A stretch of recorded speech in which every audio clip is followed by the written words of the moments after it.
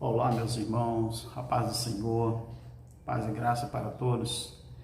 Quero nesta tarde, que estou aqui mais uma vez, para agradecer a Deus e levar a palavra revelada para vocês em nome de Jesus. Quero deixar aqui um trecho da palavra de Deus, está registrado no livro de Mateus, capítulo 3. Quero ler só três versículos, 11, 12, versículo 11 e versículo 12 do capítulo 3, que fala assim: Eu vos batizo com água para arrependimento, mas após mim vem aquele que é mais poderoso do que eu, cuja sandália não sou digno de lavar. Ele vos batizará com o Espírito Santo e com fogo. Na mão ele tem a pá. Ele limpará a sua eira, recolhendo o trigo do seu celeiro e queimando a palha com fogo que nunca se apagará. Esse personagem, por nome de João. João, um dos apóstolos do Senhor Jesus Cristo, um homem que muito nós sabemos que fez grandes coisas para colaborar com o reino de Deus. Nós observamos que este homem tem muitas coisas interessantes.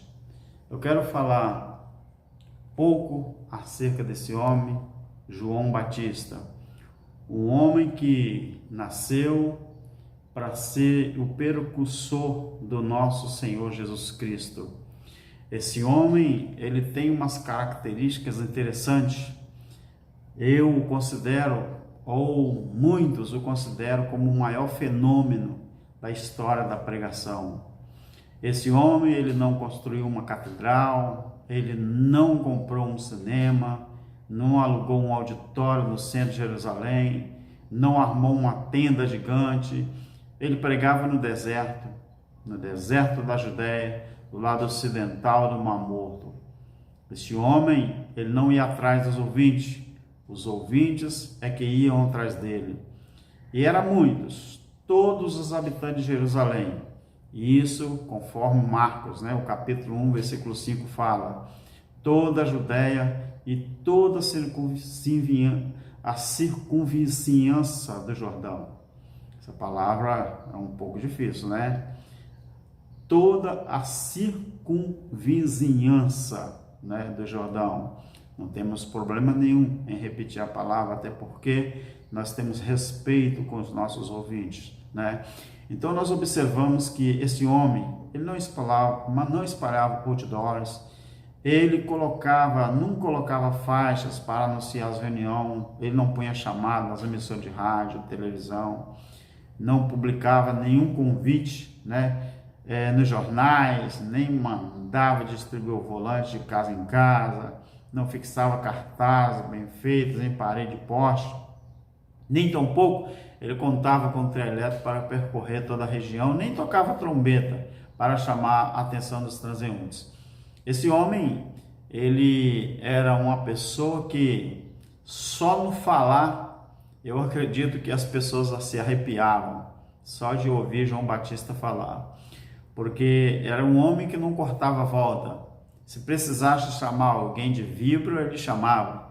Se precisasse chamar alguém de mula ou de raposa, sei lá, de qualquer coisa, ele falava. Esse homem, se tem uma coisa que ele não tinha medo, era de pregar, aquilo que estaria por vir, o reino de Deus. O reino de Deus, João Batista foi o precursor, mesmo nas suas palavras. Esse homem, ele não encontrava, ele não contratava banda, melhor dizendo, ele não anunciava show, não convidava cantores famosos, não fazia propaganda de milagre, não. Ele não anunciava cura, não pregava sobre prosperidade, nem prometia noivas e nem noivo para o solteiro. Ele não sabia fazer louvor aeróbico. Este homem, ele não usava vestes talares, nem vestia-se agressivamente. né? Ele cobria o corpo com pelo de camelo e amarrava com um cinto de couro. Essas são as características de João.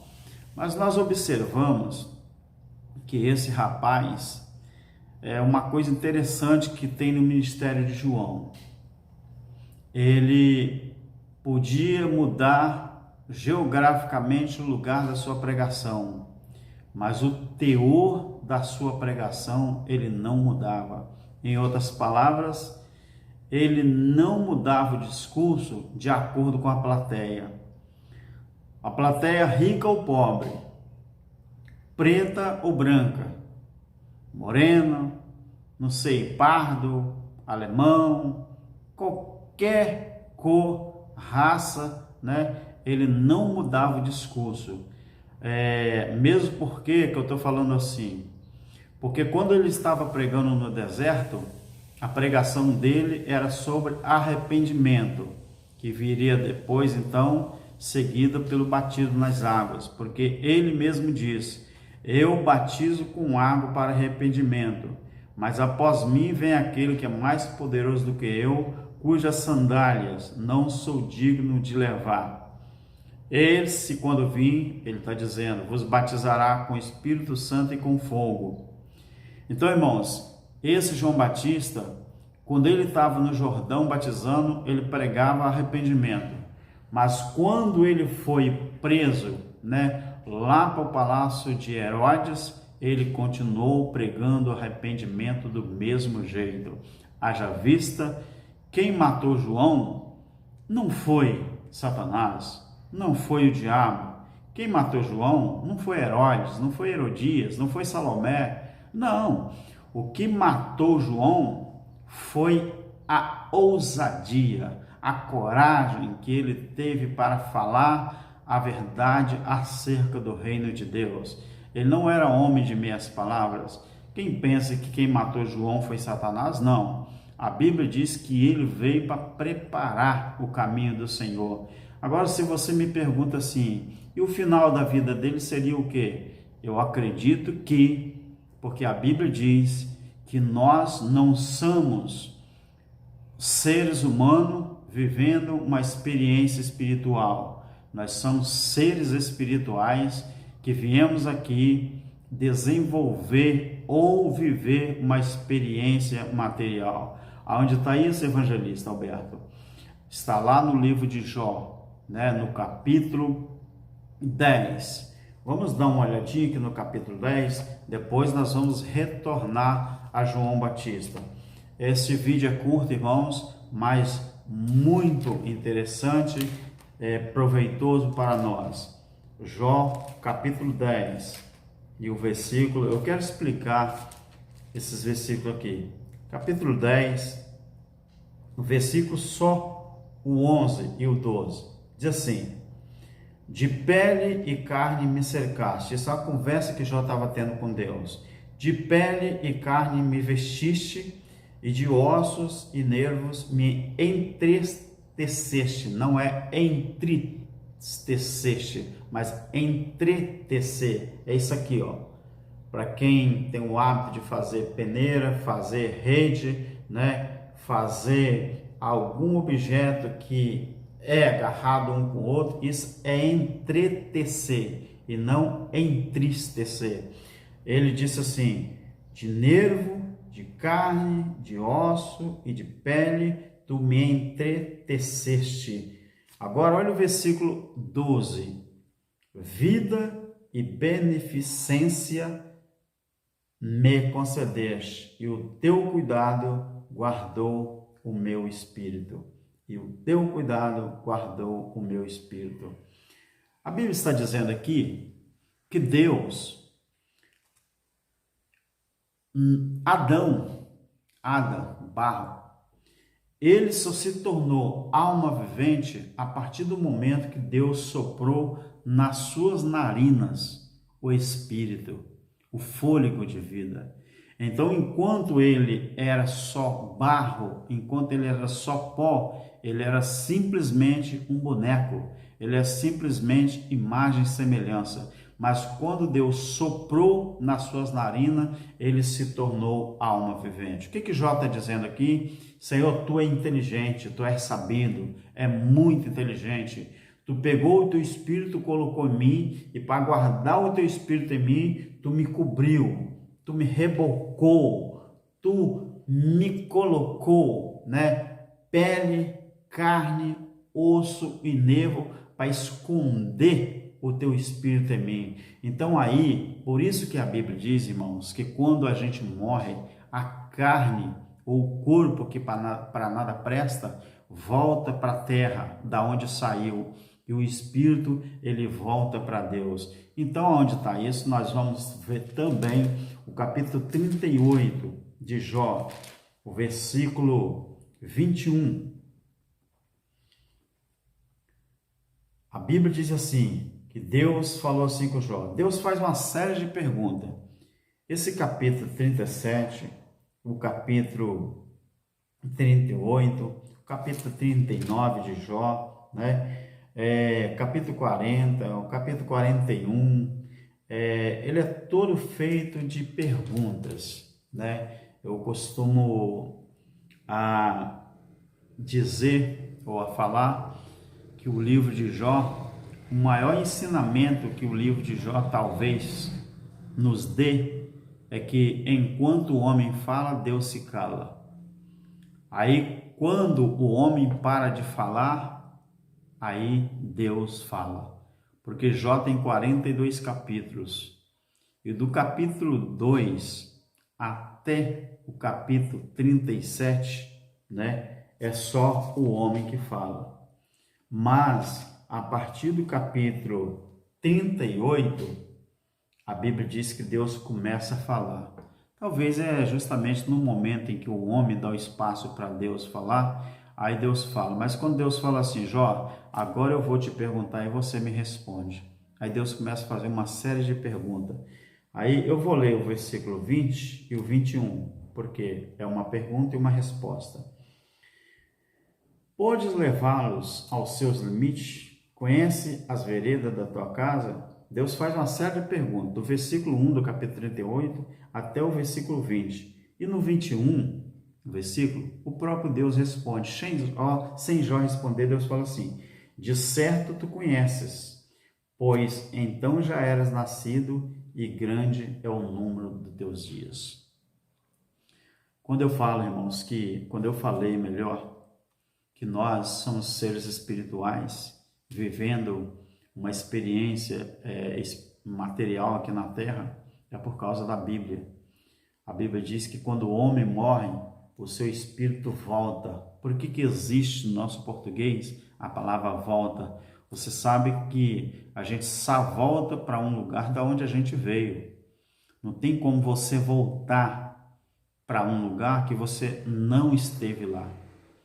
Se o corpo ele volta para a terra é porque saiu da terra. Se o espírito ele volta para Deus, e a palavra volta está no sentido original aqui, né? Por que o espírito volta para Deus? Porque saiu de lá.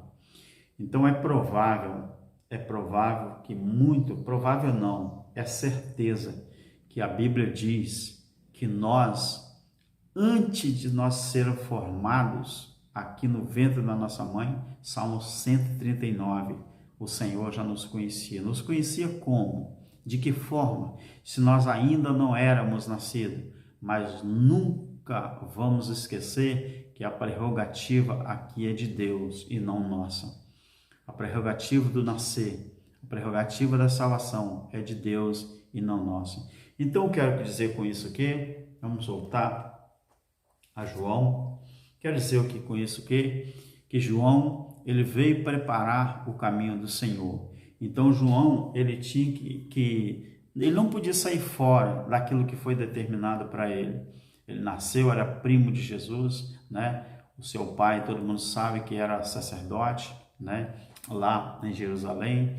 E nós sabemos que ele, quando nasceu, talvez porque não acreditou que aquele menino ia nascer, ele ficou mudo, né? Alguns dias, mas Deus restaurou a ele a voz, porque era plano de Deus. Então esse homem, ele não tinha papas na língua, de jeito nenhum. João Batista, ele não pregava mensagem adocicada, não rodeava, ele ia direto ao assunto, não fazia, nem levantava oferta, ele não exigia, né? Ele exigia ações do tipo assim, faça tudo que mostra que vocês se arrependeram dos seus pecados. Isso está em Mateus, capítulo 3, versículo 8, onde ele diz assim: produzir frutos dignos de arrependimento, e não penseis que basta dizer, temo por pai Abraão. Eu vos digo que dessas pedras Deus pode suscitar filhos de Abraão. João estava falando que Deus é tão poderoso, porque se os judeus falassem assim, nós não precisamos disso, porque nós já somos filhos de Abraão. João falou assim, se Deus quiser fazer filho de Abraão de pedra, ele faz. Ele está pedindo que vocês produzam fruto digno de arrependimento. É só isso. É só o que ele queria. Então ele falava assim, vocês mostrem que se arrependeram dos seus pecados. A Bíblia na linguagem de hoje é que fala dessa forma, né? Existem outras versões.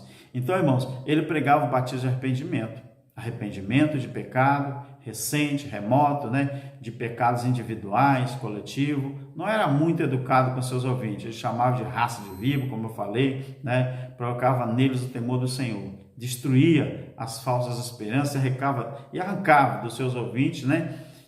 Todo o manto que encobria as suas grosserias.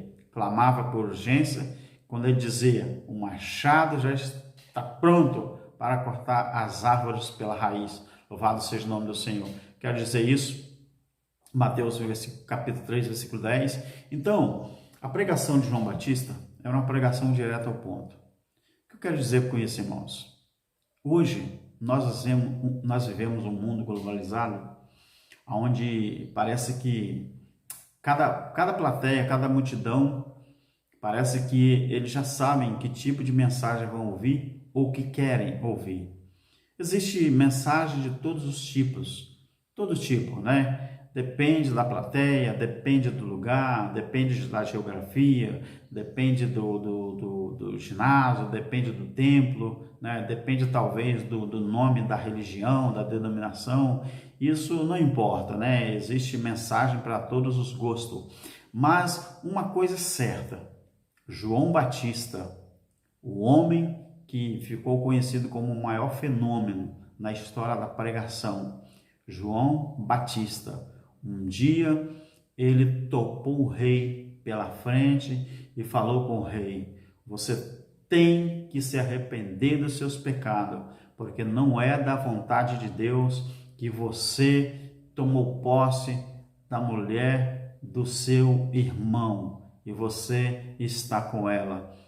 Foi a gota d'água para que aquela menina, ao dançar naquela festa de aniversário, a sua mãe a induziu, né? A induziu e falou com ela, meu filho, minha filha, faz o seguinte, nós já estamos com raiva de João Batista mesmo, nós queremos que realmente ele deixe de existir, porque ele está perturbando muito a nossa vida, ele está envergonhando a gente perante a sociedade.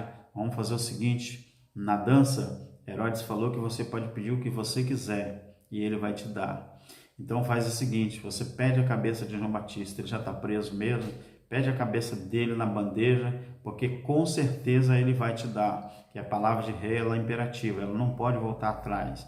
E isso fez a menina, né? Ela dançou e o homem gostou da dança e ele mandou ela pedir que ele daria até a metade do reino. E assim foi o que aconteceu. Ela falou, quero a cabeça do profeta João Batista na minha mão, dentro de uma bandeja.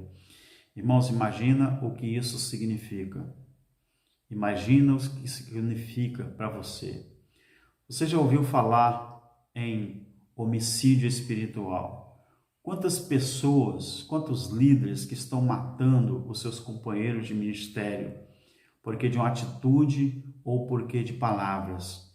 Quantos obreiros que não têm noção do que eles ouvem ou daquilo que eles falam, né? Porque João Batista, ele perdeu o pescoço, não foi porque ele pregava no deserto, não foi porque ele usava roupa diferente de todos, não foi porque ele batizava. João Batista não perdeu a cabeça. Depois eu vou te explicar o que é perder a cabeça nesse sentido espiritual. João, ele não perdeu a cabeça por causa disso, não. Ele perdeu a cabeça por falar a verdade.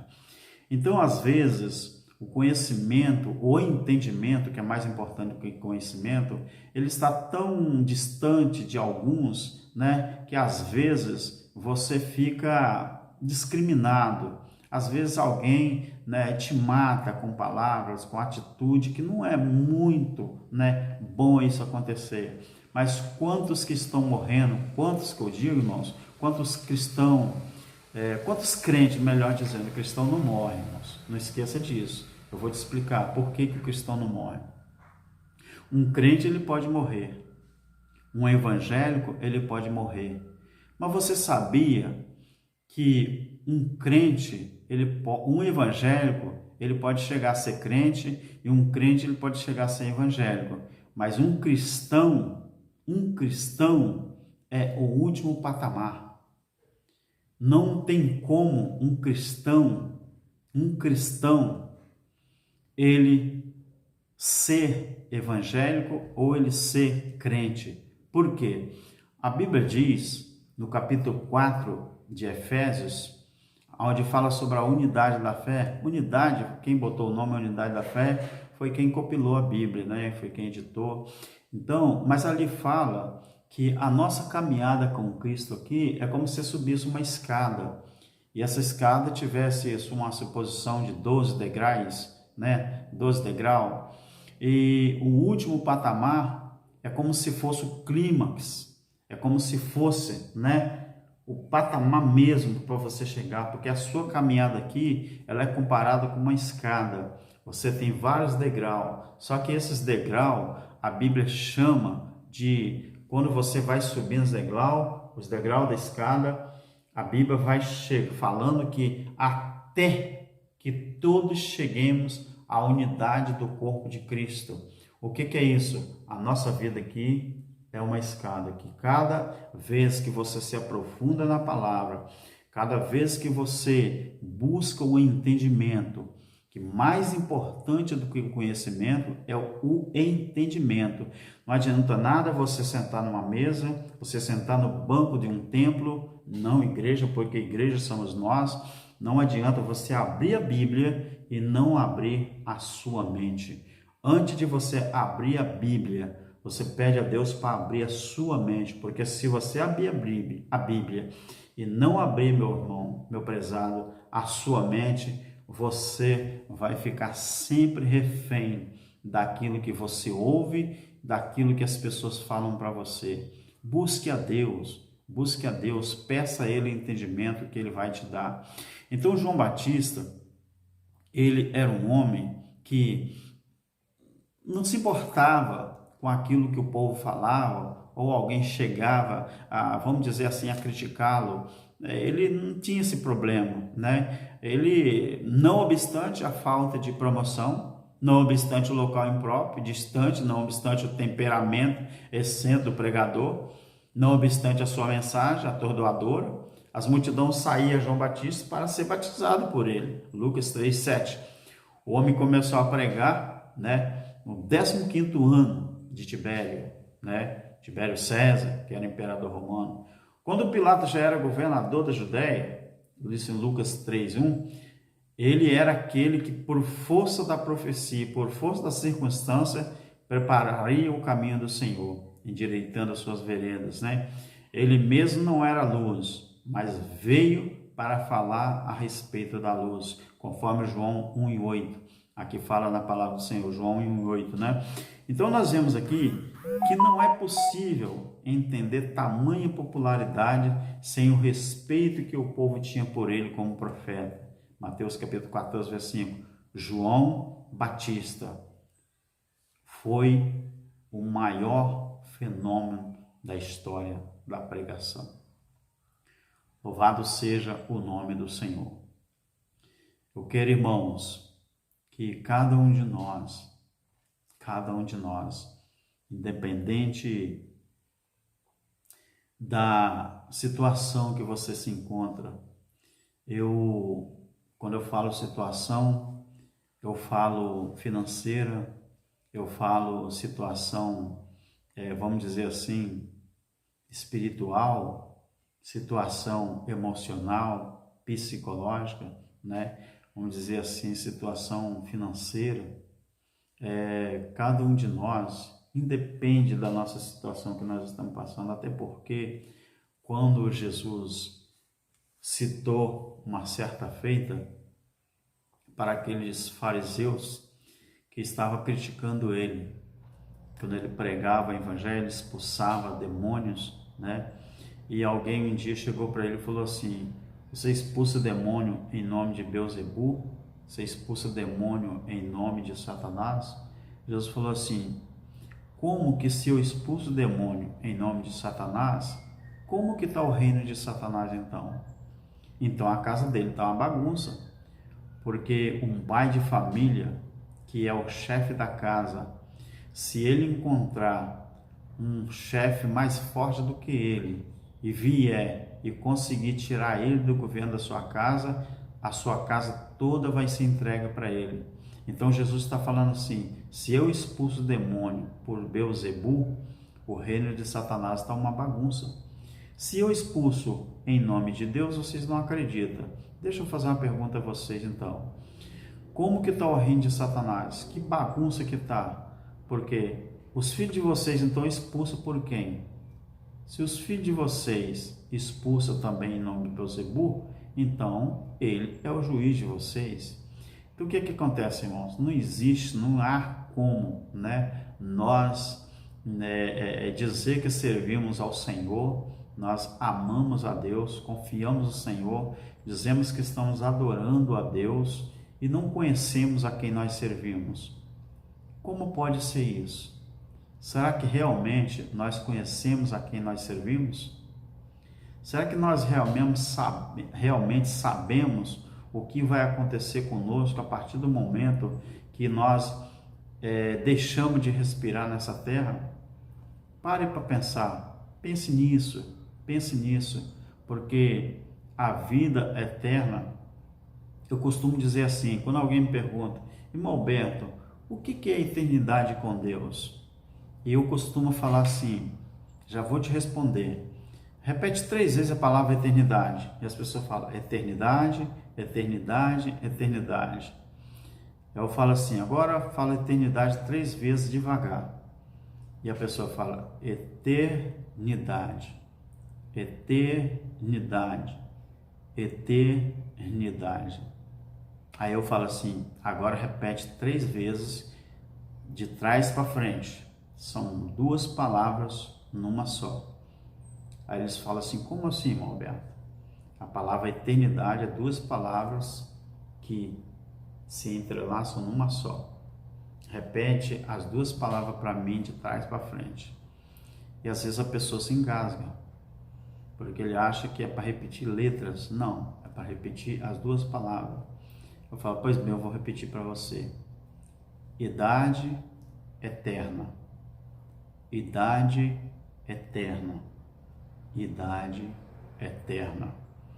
Então a palavra eternidade significa idade eterna, isto é, uma idade que não tem prazo de validade, uma idade que ela não tem fim.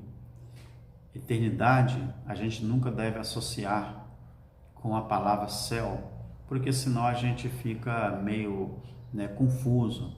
Mas sempre por que a Bíblia fala que Deus fala de eternidade a eternidade tu és Deus? Porque no capítulo 1 de Eclesiastes, a Bíblia fala assim, uma geração vai, outra geração vem, mas a terra permanece para sempre.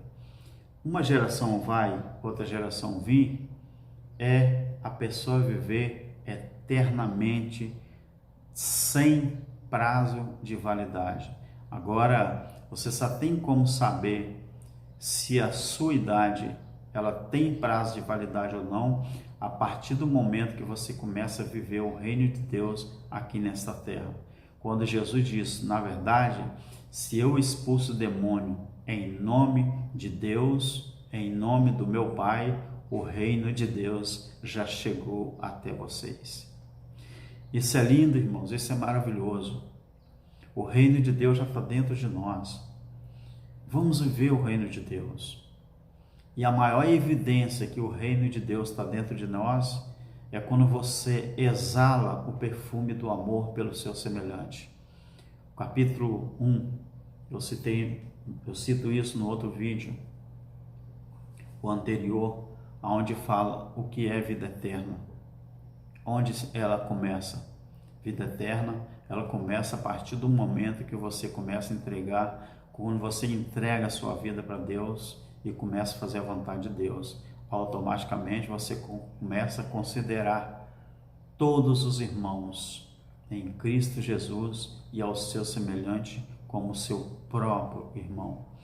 Que lá está escrito que quem diz que ama a Deus, mas quem não ama seu irmão, ele é mentiroso e está nas trevas. Pense nisso e vamos olhar para a vida desse homem e vamos pregar o reino de Deus, porque o reino de Deus já foi inaugurado a partir do momento que Jesus veio. Isso foi João Batista, está no meio de vós, Cordeiro de Deus que tira, e tirou mesmo. Eu só quero deixar um versículo para terminar esse vídeo.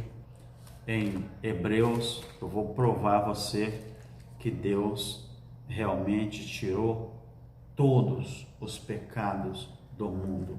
E a partir do momento que Jesus morreu e ressuscitou, você não precisa mais ter medo, né, da morte e nem do diabo e nem do pecado. Vamos olhar aqui, capítulo 2 de Hebreus, versículo 14 e versículo 15. Não tire isso da sua mente, porque isso é a Bíblia. Isso não é um livro de história qualquer, isso não é uma revista, isso não é um jornal que você encontra na esquina. Isso aqui, é a palavra de Deus, a Bíblia Sagrada. Está escrito lá, capítulo 2, versículo 14 e 15. Portanto, visto que os filhos participam da carne e do sangue, também ele participou das mesmas coisas, para que pela morte aniquilasse o que tinha o império da morte, isto é, o diabo, e livrasse a todos os que, com medo da morte, estavam por toda a vida sujeitos à escravidão. Então Jesus Cristo, na sua morte, ele levou com ele os nossos pecados, aquele pecado que nos condenava, que não deixava a gente viver vida, uma vida eterna com Cristo. Então ele aniquilou o pecado e junto com o pecado o diabo. Isso é a Bíblia que diz. Isso não é coisa da nossa memória, isso não é coisa, né, não é conto de carachim, não. Isso é a palavra de Deus. Acredite então, porque se Jesus não tivesse levado com ele os nossos pecados, nós estaríamos até hoje perdidos. Mas não se considere um perdido, considere-se um vencedor ou mais do que vencedor em Cristo Jesus. Aprenda esta lição, porque João Batista, o apóstolo, ele confirmou essas palavras e essas palavras são fiéis e verdadeiras. Meus irmãos, continuo acreditando no Senhor e peça a Deus, ore pela minha família, ore por mim, estaremos orando pelos irmãos também, em nome de Jesus. Amém.